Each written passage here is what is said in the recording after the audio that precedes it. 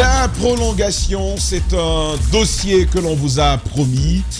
On n'est pas encore au bout du compte. Nous n'en sommes qu'au milieu, au bon milieu. Ça va évoluer les jours à venir. Nous avons évoqué le cas de ce magistrat qui promet de prendre une décision contre un justiciable. Comme ça, tout bonnement, le ministère de Charles Wright est-il devenu un point où l'on monnaie, où l'on achète les décisions de justice? On va y revenir à cet audio, mais avant, on va aller pas à pas. On en est à cette question. Pourquoi Fonike Mengué et Ibrahim Diallo et les autres, Sekou Yaya Bari, n'ont toujours pas comparu? C'est la grande question que l'on pose ce matin. Jacques Léo Aleno, vous vous êtes intéressé à ce sujet. Révélation ce matin avec vous. Merci beaucoup. Peut-être que les choses sont en train de s'accélérer, de se préciser. Je viendrai là tout à l'heure. Il faut donc dire... Prenez votre temps. Que du côté du tribunal de première instance de Dixine, le 7 novembre 2022, le juge d'instruction, le doyen des juges d'instruction, a pris donc une ordonnance de non-lieu partiel et de renvoi devant le tribunal correctionnel les sieurs Fonike Mengué, donc Oumar Silla, Ibrahima Diallo, Sekou Yaya Bari. Au thème donc de cette ordonnance pour le bas peuple, pour les vrais gens, donc, ordonnance de non-lieu partiel. Ordonnance de non-lieu partiel. Vous savez, ils étaient poursuivis pour attroupement interdit, pour incendie volontaire, pour casse et blessures. Donc, sur un ensemble de charges, les charges criminelles comme incendie volontaire, coups et blessures ont été retirées par le doyen des juges d'instruction. De Dixine. De Dixine. Très bien. Il est donc resté d'autres charges. Donc, si vous voulez, je ne sais pas si c'est les charges correctionnelles, mais les charges pour lesquelles on ne devrait pas davantage retarder leur procès. En effet. À l'époque, j'ai demandé à un spécialiste du domaine qui disait, en principe, à partir du moment où cette ordonnance est rendue, si le procureur ne fait pas appel, une semaine après, c'est-à-dire le 7, donc le 14 novembre 2022, on aurait dû organiser le procès de Fonike Mengué. C'est ce qui aurait dû se faire. Mais le procureur va donc faire appel. C'est son droit. Il a fait appel. On parle du procureur Conté. Le procureur Conté, en tout cas ceux qui poursuivent. Son parquet, oui. Son parquet va faire appel. Et donc, finalement, le dossier va arriver à la cour d'appel, à la chambre de contrôle de l'instruction. Ce qui va se passer, ce qu'on ne savait pas jusque-là. Vous savez, la cour d'appel, vous avez le procureur général, vous avez les avocats généraux. Donc, le procureur général, il délègue. Donc, il a délégué à son parquet là-bas à quelqu'un qui va se charger de suivre le dossier. Lui, il va prendre donc... un des avocats généraux. D'accord. Donc, lui, il va prendre l'ordonnance rendue par le juge d'instruction de Dixine et il va l'analyser. Quand il analyse, il arrive à cette conclusion. Elle est importante. Il ressort de cette analyse que monsieur le doyen des juges d'instruction du tribunal de première instance de Dixine, en rendant l'ordonnance numéro tant de non-lieu en date du 7 novembre 2022, a fait une bonne appréciation de la loi. Parfait. Ça, c'est celui qui poursuit qui dit ça. Au sein du parquet. Au sein du parquet. Ça ne s'est pas passé. On n'est même plus d'abord au niveau du juge. Donc, on n'est pas encore au niveau de la chambre de contrôle de l'instruction. C'est celui qui poursuit qui dit ça. Après avoir reçu l'ordonnance du juge d'instruction, il dit que, après analyse, le juge d'instruction a fait une bonne appréciation de la loi et il ajoute qu'il convient dès lors de confirmer la dite ordonnance visée. D'accord. Et en bas, il va plus loin, il dit par ces motifs, requiert qu'il plaise en conséquence à Madame la Présidente et les magistrats composant la deuxième chambre de contrôle de l'instruction, confirmer l'ordonnance numéro tant de non-lieu partiel et de renvoi devant le tribunal correctionnel rendu par monsieur, donc je vais me taire du nom, je vais cacher le nom du juge d'instruction, doyen des juges d'instruction du tribunal de première instance de Dixine. En clair, le parquet qui reçoit, donc par délégation du procureur général, l'avocat qui reçoit le dossier, il dit à celui qui doit statuer là-dessus, il faut confirmer. D'accord. Il faut confirmer l'ordonnance rendue par le juge d'instruction de Dixine. Il faut abandonner les charges criminelles et laisser d'autres charges pour lesquelles le jugement pourrait avoir lieu immédiatement. D'accord. Au tribunal de Dixine. On résume. Auprès du tribunal de première instance, on dit les charges criminelles doivent être abandonnées contre Fonike, contre Ibrahim Diallo, contre Saikou Yaya Bari. Oui. Voilà. Et le dossier après appel, avant même jugement de la chambre, de la chambre, il y a cet avocat général qui formule un avis technique là-dessus et qui dit que en première instance, justement, la décision qui a été prise est conforme à la loi et qu'il faut abandonner les charges criminelles. Très bien. Et ce réquisitoire donc va être fait, je ne sais pas si c'est une saisine ou un réquisitoire, ça va être fait le 17 novembre 2022. Le 17 novembre 2022. La date est importante. Donc le 7 novembre, c'est le juge d'instruction de Dixine. Le 17 novembre, cet avocat va donc saisir la chambre de contrôle de l'instruction en ces termes pour dire il faut confirmer le non-lieu partiel. D'accord. Comme le juge d'instruction de Dixine l'a fait. Le 25 novembre 2022, donc la chambre de contrôle de l'instruction va donc confirmer la décision rendue par le juge d'instruction comme l'avocat général le lui a demandé. Ce qui va se faire, c'est que finalement au niveau du parquet, on va dire qu'on n'est pas d'accord. On n'est pas d'accord, on décide du pourvoi. Et ça c'est le 26, c'est le lendemain. On décide du pourvoi. Sauf que le chef de greffe de la cour d'appel, d'après donc les informations que j'ai ce matin du côté du parquet. Voilà, je pense qu'à la régie, vous avez ce document-là, ce document qui vient de vous être déposé. On pourra justement l'afficher pour que les Guinéens ils sachent ce qui est en train de se passer. Allez-y, Jacques. D'après donc les informations que j'ai ce matin du côté du parquet, le chef de parquet qui envoie les dossiers donc pour saisir le chef de greffe de la Cour suprême va envoyer tous les dossiers sauf la lettre de pourvoi. Vous imaginez, la dernière fois, c'est cette question qui est revenue. Je pense qu'il faut le réexpliquer pour nous. Parce qu'on disait, le Premier ministre ne devrait pas se mêler.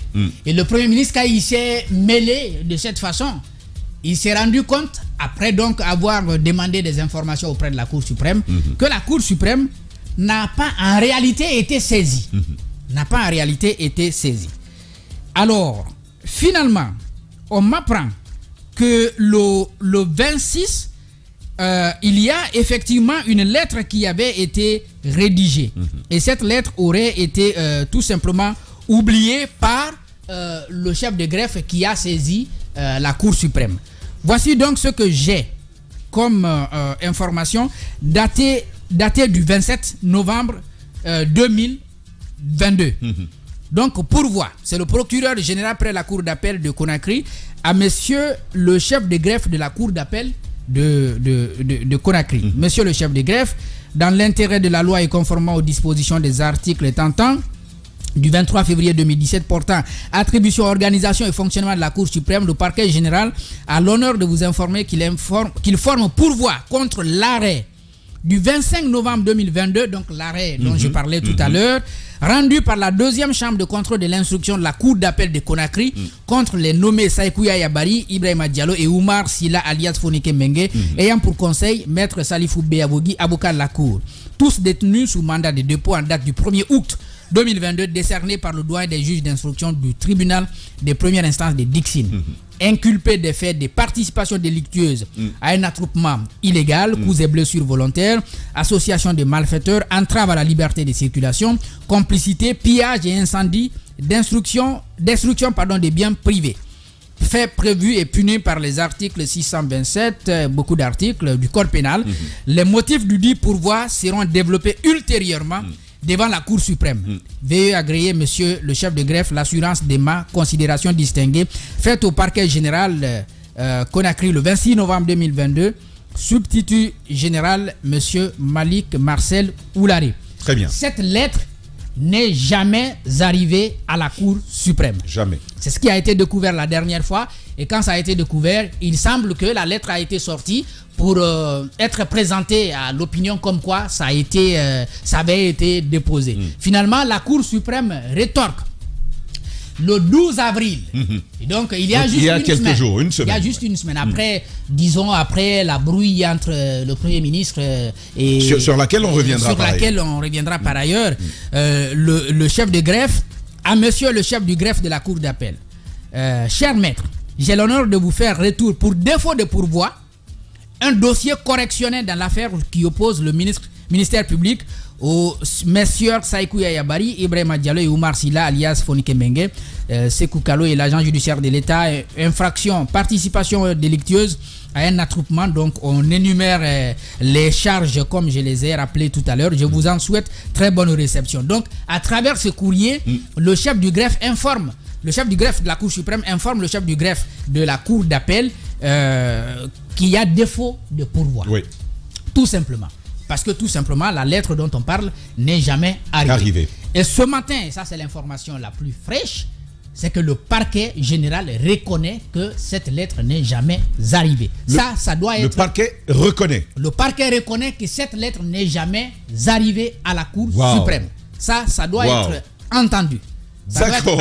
Contrairement à ce que... C'est un recul magistral de leur part. Parce que jusque-là... Non, jusque-là, on avait dit que c'est arrivé. Mais Jacques, même ce courrier, je pense qu'ils ont compris le risque auquel ils s'exposaient. Lorsque vous faites un pourvoi, notamment à la Cour suprême, il y a une date qui est apposée à l'acte de pourvoi. Oui. Et ce n'est pas des dates écrites à la main. Donc c'est une sorte d'accusé de réception. Sauf que l'acte que nous brandit le parquet général ne comporte aucune signature, aucune de ces dates. En d'autres termes, ce n'est jamais arrivé à la Cour suprême. Ils se rendent, ils rendent les armes. Ils rendent les armes parce que ce n'est jamais arrivé. Lorsque ça a été brandi, et du côté de la Cour suprême, il semble, on leur a dit, mais nous n'avons jamais reçu parce que si nous avions reçu, on aurait accusé réception et cela serait aujourd'hui avec vous. Donc vous auriez pu avoir une décharge. Et donc derrière, on confirme effectivement que la lettre n'est jamais arrivée à la Cour suprême. Sauf qu'on charge le chef du greffe, donc le chef du greffe de la Cour d'appel. On dit que c'est lui qui aurait oublié cette lettre dans les documents qui ont été déposés. Le chef du greffe qu'il faut qu'on ait, parce que c'est une accusation grave. Jacques, je vais vous laisser continuer, vous reviendrez tout à l'heure là-dessus. Mais on va compter les mois. Nous sommes en novembre. Oui, donc vous avez décembre, janvier, février, mars, avril. Ça fait 5 mois que ces gens auraient dû être jugés et qui ne l'ont pas été. C'est-à-dire, si on s'en tenait à l'ordonnance rendue à Dixine le 14 novembre 2022, déjà, ils auraient dû être jugés. Ils auraient pu être situés sur leur sort. Mais parce que tout ce qu'on est en train de raconter là, c'est passé, ils sont toujours là-bas. Ils n'ont pas été présentés à un juge pour être jugés. Donc, ce que je disais donc comme information la plus fraîche, le parquet reconnaît que la lettre n'est jamais arrivée, sauf qu'on charge le chef du parquet. L'autre chose qui est importante, parce que j'ai demandé, c'est quoi finalement les conséquences d'une telle situation, puisque la Cour suprême n'est pas saisie. Et la Cour d'appel se rend compte que finalement, qu'elle n'a pas saisi. Qu'elle n'a pas saisi la Cour fautive. suprême. J'ai dit donc, qu'est-ce qui va se passer? Ce qu'on m'apprend, c'est que désormais, on ne veut plus rien continuer à la Cour suprême. On attend tout simplement que la Cour suprême se prononce sur le renvoi du pourvoi. D'accord. Maintenant, je ne sais pas, juridiquement, je ne suis pas homme de droit. Je ne sais pas comment ça peut fonctionner. Comment on peut rejeter quelque chose qui n'existe pas. Mais c'est ce qu'on espère du côté de la Cour d'appel, que la Cour suprême renvoie le pourvoi. Et en ce moment, la Cour d'appel aurait déjà donné des instructions au tribunal de Dixine pour que le jugement ait lieu immédiatement. Parce que tout simplement, il n'y a plus matière à poursuivre la procédure du côté de la Cour suprême. D'accord. Donc, on attend, peut-être qu'on s'en tiendra à cette lettre du chef du greffe qui, à ma foi, est plus que le renvoi dont qu'on attend. Je pense que c'est clair. Le renvoi qu'on attend. Quand on dit vous ne nous avez pas saisi, il y a défaut de pourvoi, je pense que tout simplement ce que la cour d'appel doit faire, c'est de donner des instructions au parquet de Dixine pour que le procès ait lieu. Je crois que c'est la chose la plus facile à faire aujourd'hui pour sortir de cette situation. Maintenant, comme je le dis, il faut qu'on le comprenne comme ça. Je ne suis pas spécialiste du droit, je rapporte des faits. S'il y a lieu que la Cour suprême se prononce sur ça et que renvoie tout simplement ce pourvoi que cela se fasse, encore une fois, du côté de la Cour d'appel, on est disposé à ce que les choses s'accélèrent du côté de Dixine pour que le procès de Fonike Mbengue et compagnie ait lieu très rapidement. Ah non, ça ne va pas se passer comme ça. C'est quand même trop facile, après avoir ignoré des gens sur 5 mois déposés en prison. Ça ne va pas se passer comme ça. Roby, je te donne la parole tout à l'heure. Il y a une dame qui souffre cela depuis plusieurs moments et qui s'est engagée dans la démarche et qui a d'ailleurs, tout comme nous, découvert le poteau rose. Asmaou Bantignel Barry est en ligne. Elle est conseillère au CNT et par ailleurs épouse de Ibrahim Diallo. Bonjour Asmaou. Les grandes gueules. Bonjour Tamba, bonjour. Très bien, nous vous recevons avec beaucoup de plaisir ce matin. Moussa Yeroba pour la première question. Alors, expliquez-nous à ce jour, ça fait peut-être presque bientôt 1 an, 9 mois maintenant que votre époux et ses camarades sont détenus à la maison centrale de Conakry. Quel est votre état d'âme aujourd'hui? Comment vous avez vécu cette situation? Et ce qu'on vient d'expliquer à l'antenne, comment cela vous est parvenu? Oui, merci beaucoup, Madame So. Il est vrai que dans de pareilles situations, ce qui fait le plus mal, c'est lorsqu'on se met à jouer sur la liberté de personnes. Qui sait si jamais ils sont jugés et qu'ils sont disculpés? Ça veut tout simplement dire que ça fait plusieurs mois de gâchis dans la vie des messieurs, de jeunes hommes. C'est surtout ce qui fait aujourd'hui mal. Moi en tant qu'époux, mais également au niveau des familles, parce que il y a aussi les parents et généralement ce n'est pas souvent facile, il y a de la vulnérabilité, donc ça par contre, mais la question qu'il faut se poser, c'est de savoir à qui profite ce ping-pong, parce que comme vous venez de le décrire tout à l'heure, ça fait quand même 8 mois, bientôt 9 mois que ça dure, courrier envoyé, courrier pas envoyé, pourvoi, pas pourvoi, délai non respecté, à qui profite en attendant, les messieurs, ils sont en prison. Et puisque, qu'on le dise ou pas, c'est quand même un dossier politico-judiciaire, il y a lieu de se poser des questions. C'est vrai que les techniciens de droit auront d'autres explications, mais pour nous, en attendant, on se dit que c'est tout simplement une sorte de ruse pour les maintenir en prison, parce qu'on ne peut pas comprendre qu'après la décision de non-lieu partiel rendue par Dixine, qu'au niveau de la cour d'appel, le parquet lui-même qui poursuit dit non, on veut que ça soit maintenu comme tel, et après on dit non, on n'est pas d'accord. Et il fallait pas alors plaider pour que ça soit maintenu, mais ça a quand même été fait, sachant que quand on envoie à la cour d'appel, il faut généralement avoir une sorte de patience, c'est va-et-vient, c'est du ping-pong, tout ça. Mais on le fait. Et aujourd'hui, ça fait 8 mois, 2 semaines. Et je voudrais juste rappeler, tout à l'heure d'ailleurs, Jacques l'a si bien dit, c'est que les charges qui peuvent avoir un caractère criminel ont été abandonnées. Donc, il ne reste plus que des délits et un délit d'attroupement interdit. Et aujourd'hui, ils ont fait quand même 9 mois. Ça veut dire que s'ils avaient été jugés, peut-être qu'ils n'auraient même pas écopé tous ces mois d'emprisonnement. Mais aujourd'hui, ils sont là-bas pour, dit-on, participation délictueuse à un attroupement interdit. On ne comprend pas pourquoi toujours on en est là. Il faudrait très rapidement songer à aller à l'organisation de leur procès. Parce que l'autre aspect qui est important, c'est qu'ils ont un mandat de dépôt de 4 mois renouvelable. Donc, ça veut dire 8 mois maxi pour qu'on puisse les juger. Mais aujourd'hui, nous sommes à 8 mois, 2 semaines. Ça veut dire que les délais légaux sont dépassés. Et qu'à partir du 1er avril dernier, ils sont dans une détention illégale. Déjà, on se questionnait sur le pourquoi, le fond même de leur arrestation, de leur emprisonnement, mais désormais, que ce soit dans le fond et dans la forme, on est en droit de se poser la question, est-ce que ce n'est pas simplement une façon de les mettre à l'écart de la vie publique actuellement pour qu'on puisse continuer tranquillement ce qu'on est en train de faire parce qu'on les considère comme étant des obstacles. C'est la question qu'il faut se poser. Alors, Madame Diallo, c'est vrai, un tas de questions, mais vous m'en inspirez deux. Premièrement, c'est comment que vous a appris leur avocat sur cette situation, parce que 5 mois se sont quand même écoulés. Ça, j'imagine bien que l'avocat aurait dû savoir qu'il n'y a jamais eu de pourvoi auprès de la Cour suprême. Qu'est-ce que l'avocat vous en a dit? Ça, c'est la première question. La deuxième question, nous l'avons appris ce matin, vous avez certainement suivi Jacques, le parquet général annonce que la procédure, donc le jugement, va donc s'enclencher désormais auprès du tribunal d'instance. Mais est-ce que ça vous suffit? C'est la deuxième question que nous posons après un tel flop. Oui, alors pour les avocats, il faut dire qu'ils assurent le suivi. D'abord quand c'était au niveau du tribunal de Dixine, ensuite à la cour d'appel, puis quand on a appris que c'était à la Cour suprême, il y avait un suivi qui se faisait.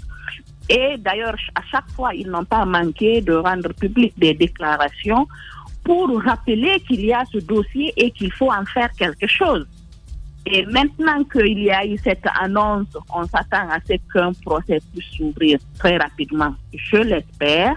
Les avocats se disent encore prêts à affronter ce procès. Et même les emprisonnés, parce qu'il faut savoir que Ibrahim Fonike, Bilo, ils sont dans un état d'esprit, ils sont prêts parce que c'est des messieurs qui sont très résilients. C'est pas parce qu'ils ont fait autant de mois en prison qu'ils s'affolent ou alors en tout cas ils se sentent sereins et ils attendent impatiemment que ce procès s'ouvre. Et d'ailleurs tout le monde et nous au niveau de la famille également, on attend et j'espère que ça va se faire très rapidement. Très bien, Asmaou Bantignel Diallo, Barry Diallo, c'est cela, Diallo désormais. En tout cas, beaucoup de courage à vous. Pourquoi tu insistes? Beaucoup de courage à vous et on espère justement que les jours à venir...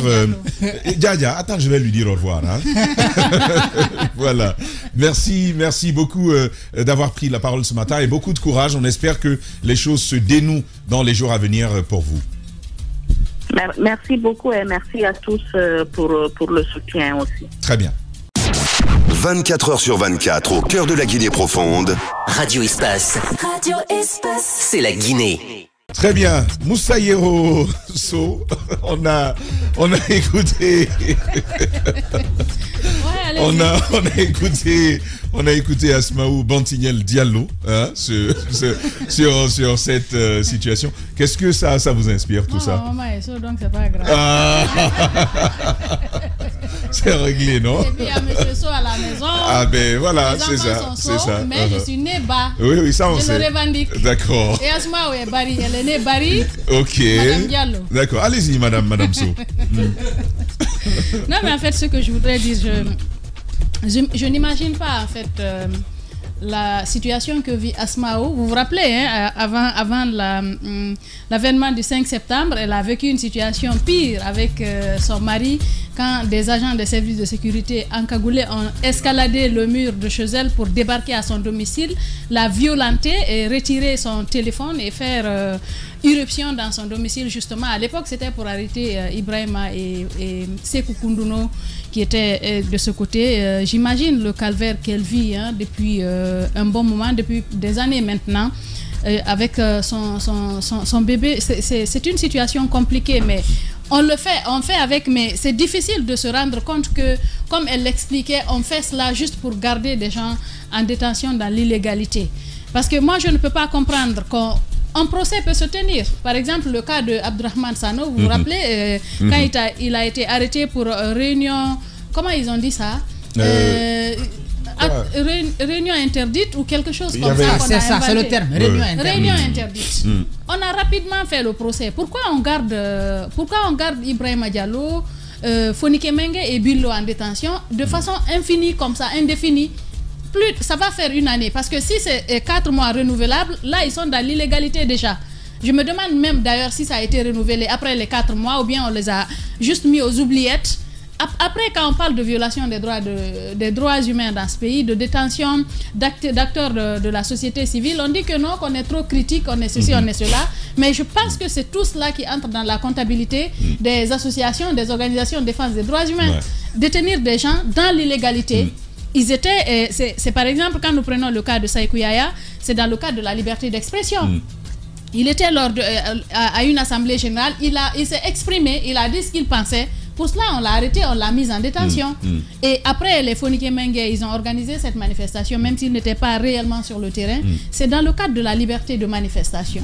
Vous ne pouvez pas traquer toute voix discordante quand vous voulez vraiment prôner la démocratie. Alors que ce soit clair le sens, parce que très vite les choses sont faites comme elles, enfin sont commentées comme elles le sont.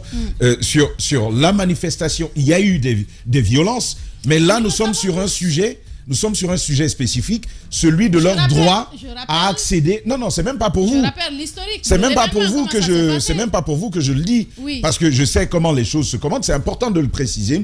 Nous sommes sur un cas flagrant de violation de leurs droits. Ils sont détenus au-delà des délais prescrits par la loi. Ils cachent par devers. On est dans un dilatoire qui ne dit pas son nom. Ils sont là, ils sont retenus pendant plus de 5 mois. C'est ce que j'essaie d'expliquer. Et on ne sait pas ce qui se passe. Aujourd'hui, on comprend pourquoi. C'est ce que j'essaie d'expliquer. En plus de cette violation, je me dis que on parle peut-être... est-ce que quelqu'un a fait exprès de ne pas faire ce recours-là, de ne pas arriver au niveau de la Cour suprême? Justement, pour quelle raison?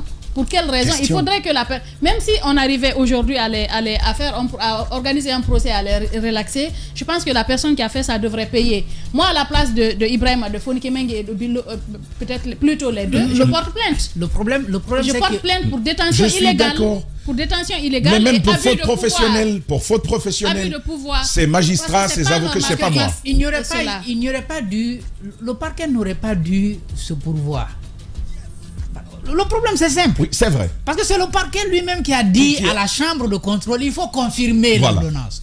Pourquoi, après cette décision, on vient derrière pour faire un pourvoi? Très bonne observation. Ou bien pour décider de faire un pourvoi.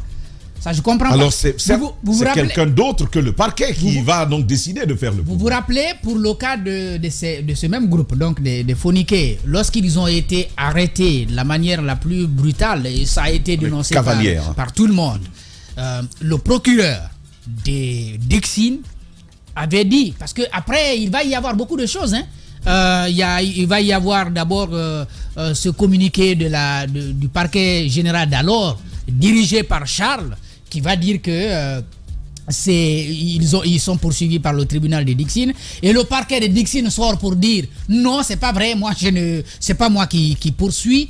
Et puis finalement, le ministre de la Justice qui va finir par payer pour cette histoire, Moriba Alain connaît, parce qu'un communiqué va sortir du ministère de la Justice qui ne va pas être apprécié. Ce qui va se faire, c'est quoi? C'est que le parquet de Dixine, qui avait répondu à Charles pour dire non, c'est pas nous qui poursuivons, va demander au juge de les relâcher. C'est ce qui a été fait. On s'en souvient. Et ça a été suivi. Le procureur n'est pas revenu après pour faire appel. C'est lui-même qui a demandé, il faut les relaxer. On ne doit pas, parce que moi je ne les poursuis pas. Ça rappelle un moment, non? Comment peut-il faire appel? Ça rappelle un moment. Alors, comment on peut se retrouver à la cour d'appel? Peu avant le CNRD, on sait comment la justice fonctionnait sur les manifestations. C'est le même scénario là. C'est le même scénario. Alors, comment on peut se retrouver à la cour d'appel?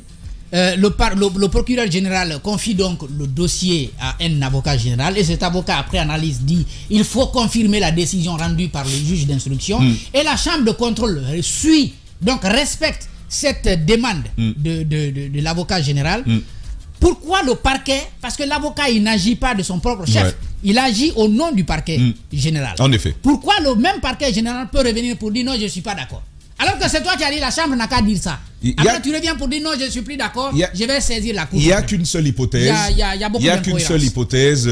Fonike, Ibrahim Diallo, Sekou Yaya, ce sont des prisonniers personnels. Ce n'est même pas des prisonniers politiques. Allez savoir de qui. Oui, allez-y. Je crois qu'on n'est pas encore sorti de l'auberge, parce que là, on est en train de carrément reprendre ce qu'on a dénoncé.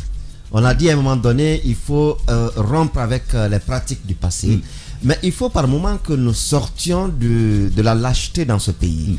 Lorsqu'on est commis à quelque chose, acceptons de travailler dans toute l'objectivité, mais également être en harmonie avec notre conscience. J'ai vu, après la rencontre entre le président de la transition et les hommes d'Europe, ils sont sortis ces jours faire leur mea culpa pour dire que non, et à l'époque c'était Alpha Condé qui nous disait il faut faire ceci, qui nous disait il faut faire cela, et on s'est engagé ces jours à arrêter. Autre observation que tu ne relèves pas, même après, quand vous avez vu le départ de Yari, on avait convoqué des magistrats. Oui. Devinez qui a participé à ça aussi. Voilà. L'actuel ministre. Charles Wright. Il était, je crois, procureur général. Oui. Il a bien participé à ça. Il a participé. En fait, ce qui est interdit à certains magistrats aujourd'hui, ici est plié. Non, ce qui est interdit initialement par la loi, parce que c'est la loi, il évoque, ce qui est interdit par la loi, il s'est prêté à cela hier. Et aujourd'hui, il trouve que ce qu'il a fait hier a fait mal à son prédécesseur. Et aujourd'hui, c'est en train de lui faire mal. Comme pour dire qu'il faut que nous sortions, comme je l'ai dit, du bruit. C'est-à-dire, on veut étouffer ou on veut dissimuler des attitudes ou des comportements qu'on sait pertinemment qui sont en porte-à-faux avec la loi que nous disons défendre publiquement. On fait du bruit pour que les gens n'aperçoivent pas. Et c'est ce qui est en train de se passer aujourd'hui. On dit d'un côté, non, il faut que la loi soit respectée.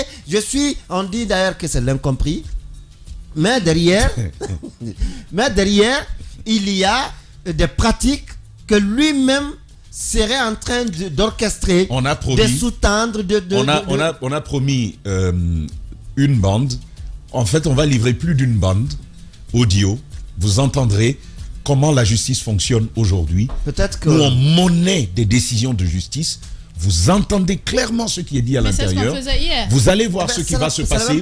Vous allez voir ce qui va se passer ici. Et on saura si c'est un incompris, compris, incompris. Non, et de toute façon, on tient nos promesses et on va le faire. Je crois qu'aujourd'hui, franchement, le pays n'a plus besoin de ces mensonges. N'a plus besoin de ces, de ces tournures. Allons droit au but. Nous nous sommes engagés à rectifier. Allons dans le sens de la rectification et que cela soit, qu'on soit en harmonie avec notre conscience, avec ce que nous disons, que nos actes sous-tendent ce que nous disons.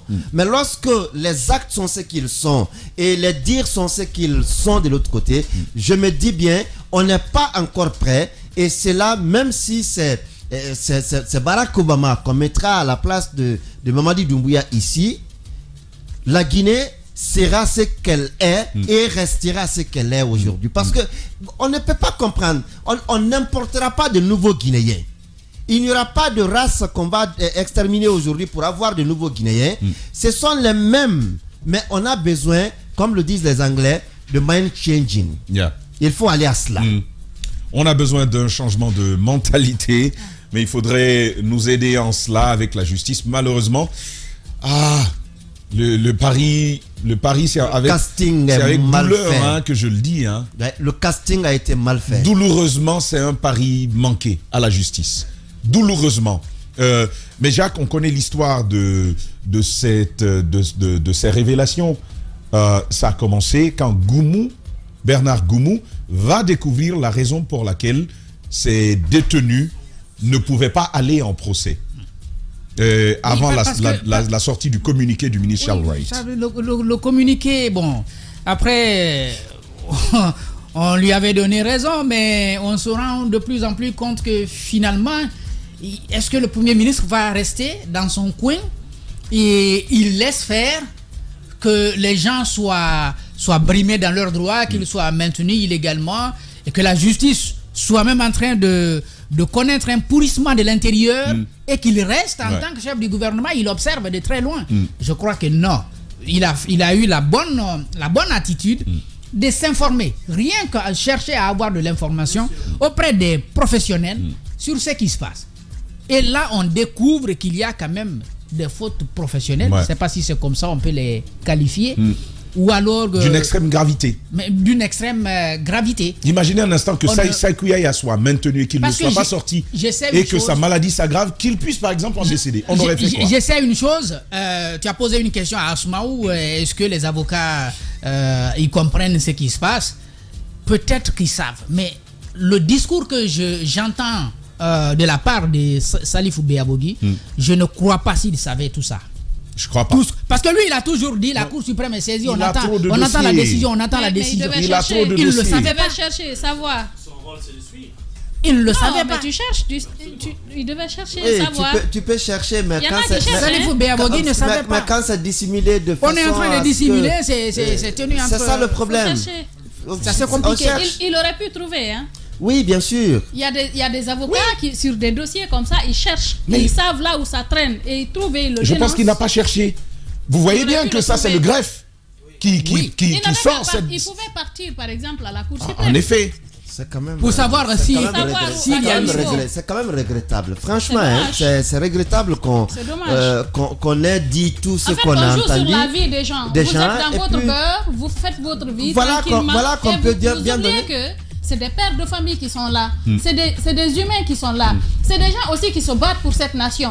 On a applaudi comment on appelle le push du 5 septembre. Mais c'est en partie grâce au combat du FNDC. Moi je croyais jusque-là, parce qu'il y a des juges. Il ne faut pas confondre par ailleurs. Il y a des juges qui ont le courage et qui font les choses.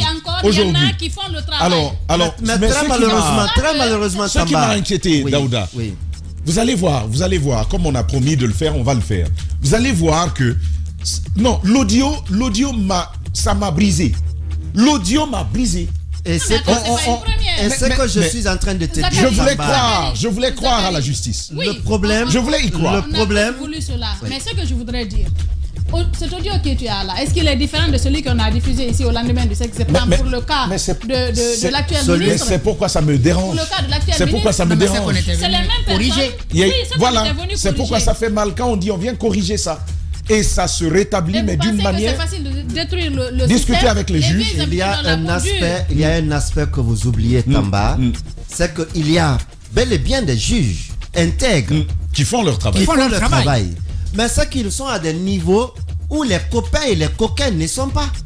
Les copains sont à des niveaux supérieurs. Non, ils sont absorbés par les corrompus. Ils sont même menacés. Ils sont absorbés. Ils sont même menacés parfois. C'est généralement les juges d'instruction. Ce sont des copains. Des copains, dès qu'il y a un claquement de doigts, on dit c'est Tamba qui termine. Oui, Tamba, je suis là. C'est ça. Ce sont des gens qu'on a mis à des positions. Et puis voilà.